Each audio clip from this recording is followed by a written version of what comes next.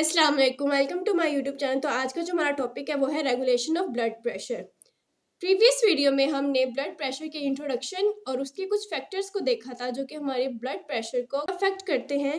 और इस वीडियो में हम देखेंगे कुछ ऐसे पॉइंट्स या कुछ ऐसे सिस्टम जो हमारी बॉडी में हमारे ब्लड प्रेशर को रेगुलेट करने में हेल्प करते हैं। तो सबसे पहले है regulation of cardiovascular centre, next है न्यूरल रेगुलेशन, फिर है हार्मोनल रेगुलेशन एंड लास्ट है ऑटो रेगुलेशन।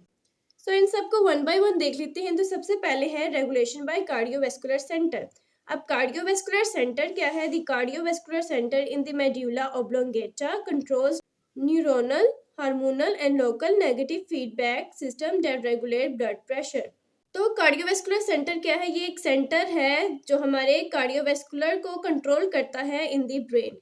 और वो कहाँ प्रेजेंट है? मेड्यूला ऑब्लोंगेटा में। अब मेड्यूला ऑब्लोंगेटा क्या है? ये हमारे ब्रेन की स्टेम को कनेक्ट करती है हमारी स्पाइनल कॉर्ड से। वहाँ पे प्रेजेंट होता है कार्डियोवैस्कुलर सेंटर और ये कंट्रोल करता है न्यूरोनल को, हार्मोनल को, लोकल नेगेटिव फीडबैक सिस्टम्स को। ये अदर सिस्टम हैं जो कि हमारे ब्लड प्रेशर को रेगुलेट करते हैं। न्यूरोनल वो सिस्टम होगा जो नर्व्स को कंट्रोल करेगा। हार्मोनल वो सिस्टम होगा जिसमें ब्लड प्रेशर की चेंजेस किसकी वजह से होंगी? Because of hormones and local negative feedback. अब नेगेटिव फीडबैक क्या होता है?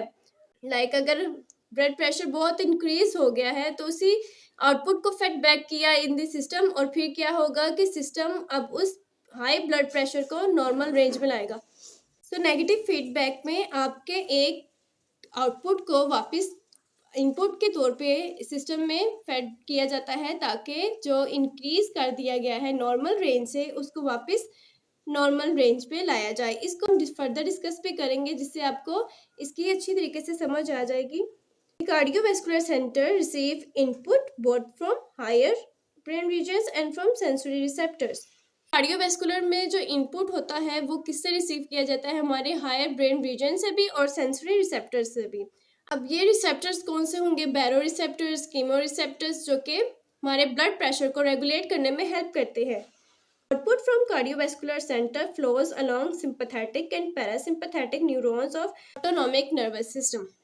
कार्डियोवैस्कुलर सेंटर का इनपुट क्या होगा कि उसने नर्व्स रिसीव करनी है फ्रॉम बॉडी के अब ब्लड प्रेशर या तो हाई हो गया है या बहुत लो हो गया है। तो उसका आउटपुट क्या होगा कि उसने उस हाई या लो ब्लड प्रेशर को एक नॉर्मल रेंज तक लेके आना है। और वो किसकी हेल्प से करेगा? With the help of sympathetic and parasympathetic nerves. अब सिंपैथेटिक नर्व्स क्या करेंगी? ये लो ब्लड प्रेशर को हाई करेंगी एंड पैरासिम्पैथेटिक क्या करेगी? ये हाई ब्लड प्रेशर को लो करेगी। सबसे पहले देख लेते हैं सिंपैथेटिक नर्व इम्पल्स का कि अगर वो रिलीज हो या उसको एक्टिव किया जाए तो क्या होगा। जब सिंपैथेटिक नर्व इम्पल्स एक्टिव होती हैं तो वो क्या करती हैं? कार्डियोवैस्कुलर सेंटर से क्या होता है? सिंपैथेटिक नर्व इम्पल्स एक्टिव की जाती है और फिर विया कार्डियक एक्सेलरेटर नर्व से क्या होता है? अब cardiac accelerator nerve name show कर रहा है कि इसका क्या फंक्शन होगा कि इसने कार्डियक के आउटपुट को या उसकी बीटिंग को इंक्रीज करना है, उसकी हार्ट रेट को एक्सेलरेट करना है। तो ये जब हमारे हार्ट में पहुंचेंगी तो क्या होगा? सिंपैथेटिक स्टिमुलेशन होगी। और सिंपैथेटिक जब सिस्टम स्टिमुलेट होगा तो क्या होता है? वेजो कंस्ट्रिक्शन भी होती है। ये तो ब्लड वेसल से रिलेटेड है, लेकिन हार्ट में क्या इसका इफेक्ट होगा कि हमारा हार्ट रेट जो है वो भी इंक्रीज हो जाएगा। दूसरा उसकी कंट्रैक्टिलिटी भी इंक्रीज हो जाएगी। हार्ट रेट इंक्रीज होगा तो कार्डियक आउटपुट इंक्रीज होगा, कार्डियक आउटपुट इंक्रीज होगा, कार्डियक वॉल्यूम इंक्रीज होगा, फिर प्रेशर इंक्रीज होगा तो blood pressure at the and increase हो जाएगा। सेकेंड फैक्टर जो कंट्रैक्टिलिटी है उसकी वजह से हमारा क्या होता है? जल्दी से कॉन्ट्रैक्ट होंगे, ज़्यादा फोर्स से कॉन्ट्रैक्ट होंगे तो फिर वंस अगेन हमारा कार्डियक आउटपुट जो है वो इंक्रीज होगा।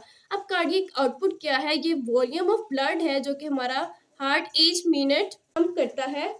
अगर ज़्यादा वॉल्यूम पंप किया जाए तो हमारी आर्टरीज में जो ब्लड का प्रेशर होगा वो ऑब्वियसली इंक्रीज करेगा। नेक्स्ट है कि अगर हमारा जो ब्लड प्रेशर है वो इंक्रीज हो गया है बॉडी में तो फिर क्या करेगा? हमारा कार्डियोवैस्कुलर सेंटर पैरासिम्पैथेटिक इम्पल्स को स्टिमुलेट करेगा। सो पैरासिम्पैथेटिक इम्पल्स क्या करेगी? विया वेगस नर्व वो कहाँ जाएगी? हमारे हार्ट में जाएगी। और जब वो हार्ट में पहुंचेगी तो क्या होगा? इनहिबिटरी एक्शन होगा हमारे पैरासिम्पैथेटिक नर्व्स का और वो क्या करेंगे? हमारे हार्ट रेट को लो कर देंगी। और जब हार्ट रेट लो होगा, कार्डियक आउटपुट लो होगा, तो एट द एंड हमारा ब्लड प्रेशर जो है वो भी लो हो जाएगा। हम जानते हैं कि सिंपैथेटिक नर्वस सिस्टम को कहते हैं फ्लाइट एंड फाइट मोड, और पैरासिम्पैथेटिक नर्वस सिस्टम को कहते हैं रेस्ट एंड डाइजेस्ट मोड। अब फाइट एंड फ्लाइट मोड में जब हम बहुत नर्वस होते हैं तो हमारा हार्ट रेट इंक्रीज कर दिया जाता है, ताकि हमारी सारी जो बॉडी के ऑर्गन्स हैं वहाँ पे एडिक्वेट ब्लड सप्लाई और ऑक्सीजन को पहुँचाया जाए। नेक्स्ट है रेस्ट एंड डाइजेस्ट में, जब हमारी बॉडी जो है वो रेस्टिंग कंडीशन में होती है तो हार्ट का रेट लो कर दिया जाता है, ताकि हार्ट में वो वर्कलोड ना हो और आराम से हमारी पूरी बॉडी में हमारे ब्लड को पहुँचाया जा सके। ये इफेक्ट कार्डियोवैस्कुलर सेंटर का किस पे था? हमारे हार्ट में। अब कार्डियोवैस्कुलर सिस्टम 2 कंपोनेंट्स में मुश्तमिल है। फर्स्ट है हार्ट एंड नेक्स्ट है ब्लड वेसल्स। हार्ट में हमने कार्डियोवैस्कुलर सेंटर का इफेक्ट देख लिया, अब नेक्स्ट आ जाएंगी हमारी ब्लड वेसल्स। तो कार्डियोवैस्कुलर सेंटर क्या करता है? Cardiovascular centre also send impulses to smooth muscles in blood vessels walls via vasomotor nerves. This produce sympathetic stimulation and result in vasoconstriction, thus increases blood pressure. Cardiovascular centre क्या करेगा? हमारी impulses को send करेगा blood vessels की smooth muscles में। अगर हम blood vessels की एनाटॉमी देखें तो इसमें मिडल लेयर जो होती है ट्यूनिका मीडिया, वो बनी होती है स्मूथ मसल से, और स्मूथ मसल्स को जब नर्व इम्पल्स जाती है तो क्या होता है? सिंपैथेटिक स्टिमुलेशन की वजह से वेजोकंस्ट्रिक्शन होती है, और जैसे ही वेजोकंस्ट्रिक्शन होगी तो वेस्कुलर रेजिस्टेंस इंक्रीज करेंगे, जिसकी वजह से हमारा ब्लड प्रेशर इंक्रीज कर जाएगा। तो ये था हमारा regulation of blood pressure by cardiovascular centre. अब मूव ऑन करते हैं नेक्स्ट पॉइंट में, वो कौन सा है? न्यूरोनल या neural regulation. The negative feedback mechanisms via baroreceptor reflexes and chemoreceptor reflexes. Negative feedback को हम पहले भी डिस्कस कर चुके हैं, अब टाइम आ गया है उसको डिटेल में समझने का। और ये नेगेटिव फीडबैक सिस्टम है और इस पे 2 रिफ्लेक्सेस आती हैं, baroreceptor reflexes and chemoreceptor reflexes. सबसे पहले हम देख लेते हैं बैरोरिसेप्टर रिफ्लेक्सेस। Baroreceptor reflexes कहाँ हैं? Those receptors are pressure sensitive sensory receptors. Neuronal systems में क्या होता है? न्यूरॉन्स और रिसेप्टर्स इन्वॉल्व होते हैं। रिसेप्टर्स का फंक्शन होता है इनपुट या स्टिमुलाई को रिसीव करना और फिर उस इनपुट और स्टिमुलाई को पहुंचाना ब्रेन में, और वहां से फिर इम्पल्स एज आउटपुट निकलती हैं और उस आउटपुट से रिस्पॉन्स प्रोड्यूस होता है। यहाँ पे रिसेप्टर्स जो हैं वो प्रेशर सेंसिटिव रिसेप्टर्स हैं, जो कि हमारे हार्ट में प्रेजेंट होते हैं या आर्टरीज में प्रेजेंट होते हैं, और ये प्रेशर सेंसिटिव होते हैं। मींस कि जैसे ही ब्लड का प्रेशर हाई या लो होगा तो ये सेंस करेंगे और फिर क्या होगा कि इस सिस्टम की वजह से उसकी रेगुलेशन की जाएगी। तो ये कहाँ लोकेटेड होते हैं? Located in the iota. Iota क्या है? मेन आर्टरी है या ग्रेट आर्टरी है, जो कि हमारे हार्ट से डायरेक्टली कॉन्टेक्ट में होती है। एंड नेक्स्ट है इंटरनल कैरोटिड आर्टरीज। अब इंटरनल कैरोटिड आर्टरीज कौन सी हैं? ये वो आर्टरीज है जो कि हमारे ब्रेन में प्रेजेंट होती हैं। Other large arteries in the neck and chest. तो बैरोरिसेप्टर्स कहाँ कहाँ प्रेजेंट होंगे? हमारे आयोटा में, कैरोटिड आर्टरीज में, और उसके अलावा हमारे नेक एंड चेस्ट में जो ग्रेट या लार्ज आर्टरीज हैं उसमें बैरोरिसेप्टर्स प्रेजेंट होंगे। They send impulses to the CV center to help regulate blood pressure. हमने पहले कार्डियोवैस्कुलर सेंटर में देख लिया कि ये न्यूरोनल चेंजेस को भी कंट्रोल करता है। अब हमारे बैरोरिसेप्टर क्या करेंगे? उन्होंने रिसीव कर लिया स्टिमुलाई को, प्रेशर को सेंस कर लिया कि या तो ब्लड प्रेशर हाई है या लो है। उसकी रिजल्ट में क्या होगा कि वो इम्पल्सेस को सेंड करेंगे कार्डियोवैस्कुलर सेंटर में कि ये अब ब्लड प्रेशर बहुत लो हो गया है या बहुत हाई हो गया, तो इसको नॉर्मल करना है। और फिर क्या होगा? हमारे ब्लड प्रेशर की रेगुलेशन की जाएगी। The 2 most important baroreceptor reflexes are carotid sinus reflexes और aortic reflexes। क्योंकि ये मेजर 2 पॉइंट्स है या प्लेसेस हैं जहाँ हमारे बैरोरिसेप्टर्स प्रेजेंट होते हैं।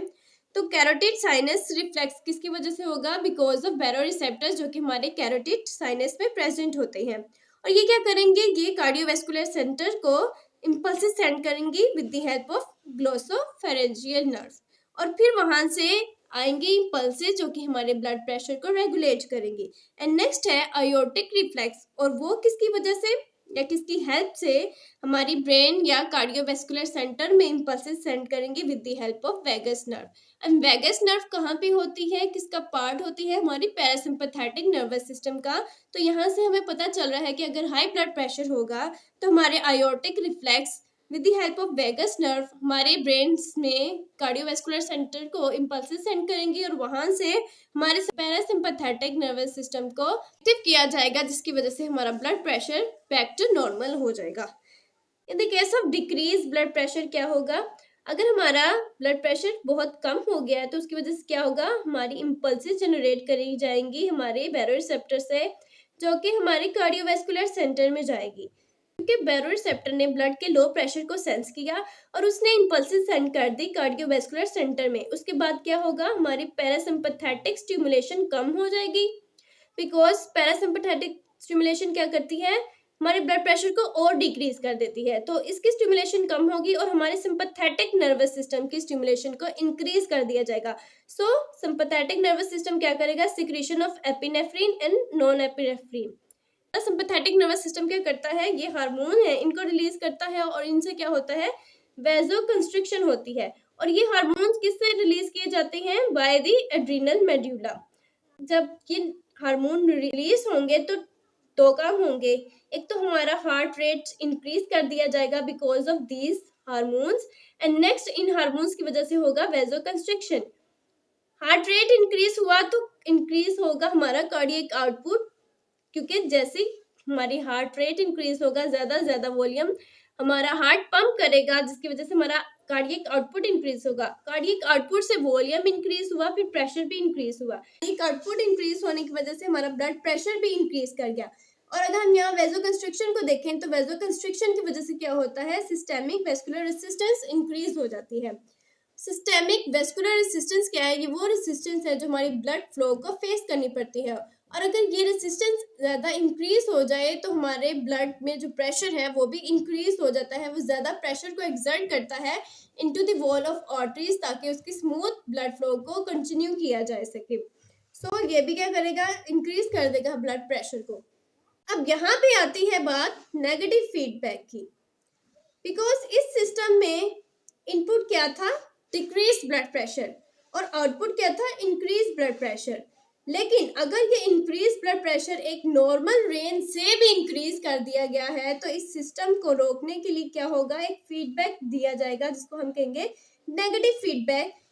कि अब ब्रेन को ये मैसेज जाएगा कि ब्लड प्रेशर ज़रूरत से ज़्यादा बढ़ गया है, तो इसको अब बैक टू नॉर्मल लेके आओ। फिर क्या होगा, नेगेटिव फीडबैक वापस क्या करेगा, हमारे ब्लड प्रेशर को डिक्रीज करेगा, लेकिन इतना नहीं कि वो नॉर्मल से भी कम हो जाए। अगर वो नॉर्मल से कम हुआ तो फिर ये नेगेटिव फीडबैक से उसको वापस इंक्रीज करेगा। सो इस तरह हमारे जो बॉडी है नेचुरली तौर पे हमारे ब्लड प्रेशर को एक नॉर्मल रेंज में रखती है। नेक्स्ट है कीमोरिसेप्टर्स। कीमोरिसेप्टर्स या कीमोरिसेप्टर इफेक्ट्स क्या करेंगे, these are the sensory receptors that monitor the chemical composition of the blood.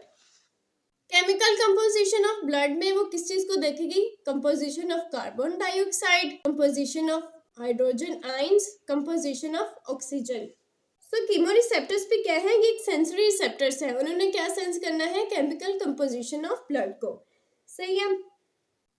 और ये कहाँ पे प्रेजेंट होते हैं, located close to the baroreceptors of the carotid sinus and aortic arch. तो ये हमारे कैरोटिड साइनस और आयोटिक आर्च में जो बैरोरिसेप्टर्स है उनके करीब प्रेजेंट होते हैं। और क्या करेंगे, हमारे जो कीमोरिसेप्टर्स हैं वो डिटेक्ट करेंगे हाइपोक्सिया को। हाइपोक्सिया क्या है, low level of oxygen. Acidosis, acidosis क्या है, high concentration of hydrogen ions. And hypercapnia, hypercapnia है increase concentration of carbon dioxide. Chemoreceptors इन तीनों को क्या करेंगे, डिटेक्ट करेंगे और फिर क्या होगा, स्टिमुलेट करेंगे कीमोरिसेप्टर्स को and send impulses to the cardiovascular centre. और फिर हमारी इम्पल्सेस जाएंगी कार्डियोवैस्कुलर सेंटर्स में के बॉडी में अब ये चीज़ें बहुत कम है।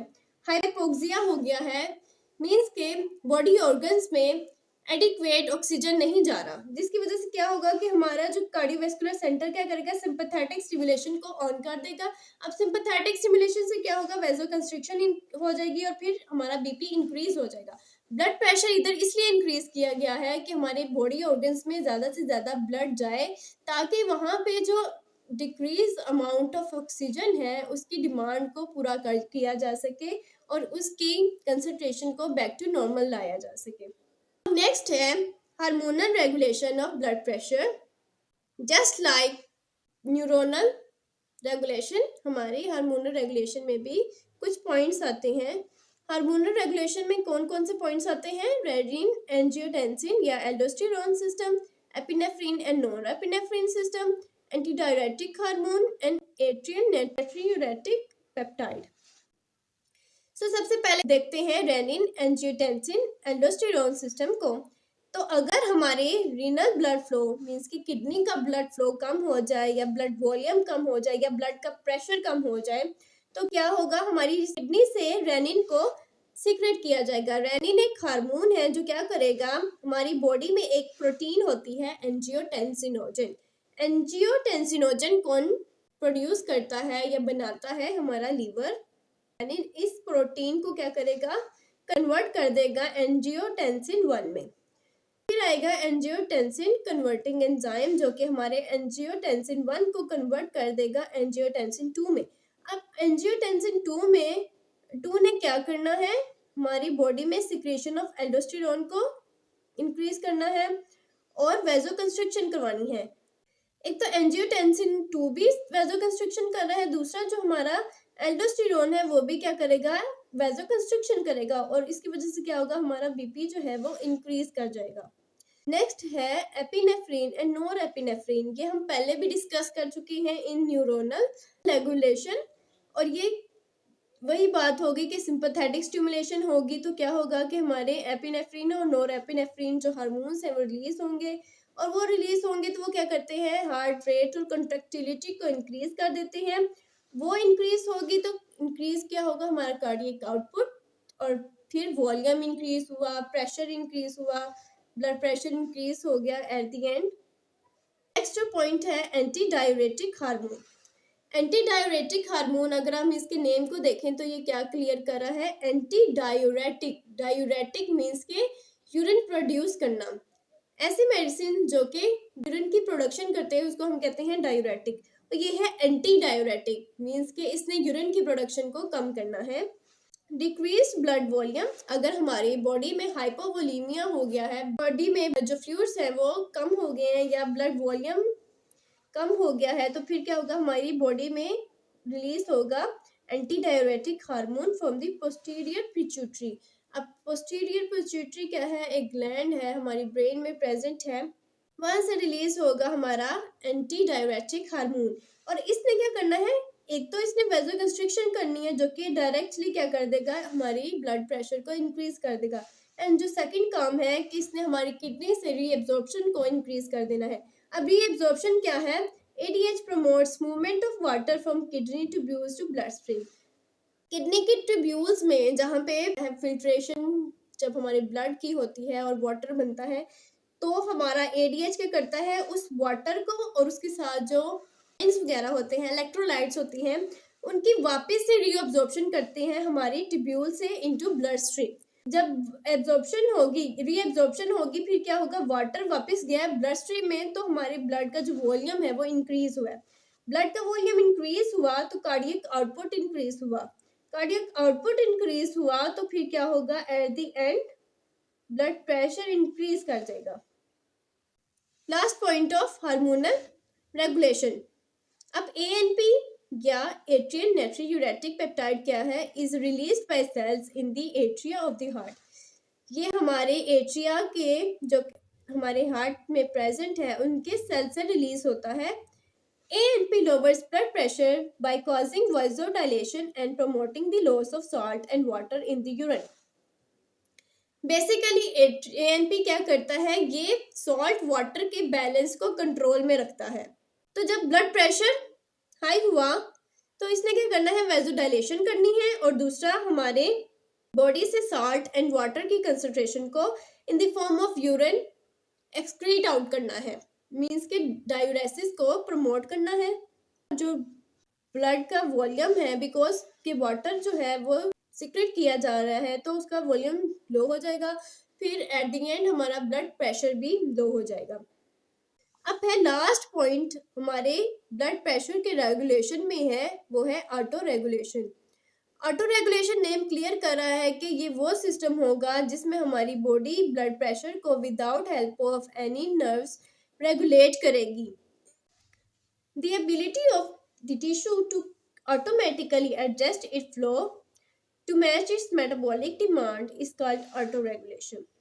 So अगर मेटाबॉलिक डिमांड ज़्यादा होगी तो ब्लड प्रेशर ज़्यादा होगा, अगर कम होगी तो कम होगा। तो इसमें फर्दर 2 पॉइंट्स आते हैं। Stimuli that causes auto regulatory changes, उसमें आ जाती हैं फिजिकल चेंजेस। अब फिजिकल चेंजेस कौन सी होंगी, इसमें आएगा टेम्परेचर। अगर वेदर आउटसाइड या वार्मिंग वेदर्स में क्या होगा, वेजोडाइलेशन हो जाएगी ताकि अंदर की जो हीट है उसको लॉस किया जाए। और वेजोडाइलेशन से क्या होगा, जो ब्लड का प्रेशर होगा वो कम हो जाएगा, बिकॉज कि हमारी मस्कुलर रेसिस्टेंस है वो भी डिक्रीज हो रही है, जिसकी वजह से ब्लड प्रेशर डिक्रीज हो जाएगा। और in the case of cool weather क्या होगा, वेजो कंस्ट्रिक्शन, ताकि जो हीट है उसको रिजर्व किया जा सके। और वेजो कंस्ट्रिक्शन से क्या होगा, ब्लड प्रेशर जो है वो इंक्रीज हो जाएगा because of high vascular resistance. So last इसमें जो पॉइंट है वो है वेजो कंस्ट्रिक्टिंग एंड वेजो डायलेटिंग केमिकल्स जो होती हैं हमारी ब्लड में या ब्लड वेसल्स में, वो भी हेल्प करती हैं ऑटो रेगुलेशन में। कि जैसे ही ऐसा कोई स्टिमुलाई मिला है कि हमारी बॉडी किसी ऑर्गन्स में, बॉडी ऑर्गन में ब्लड के प्रेशर को इंक्रीज करना है, तो वो ऑटोमेटिकली इंक्रीज कर देंगे और ऑटोमेटिकली उसको डिक्रीज कर देंगे। तो ये ऑटो रेगुलेशन है। सो हमने सारे पॉइंट्स देख लिए जिसकी वजह से हमारी जो बॉडी है नेचुरली हमारी ब्लड प्रेशर को रेगुलेट करती है। सो आई होप सो कि आपको समझ आई होगी। तो मिलते हैं नेक्स्ट वीडियो में।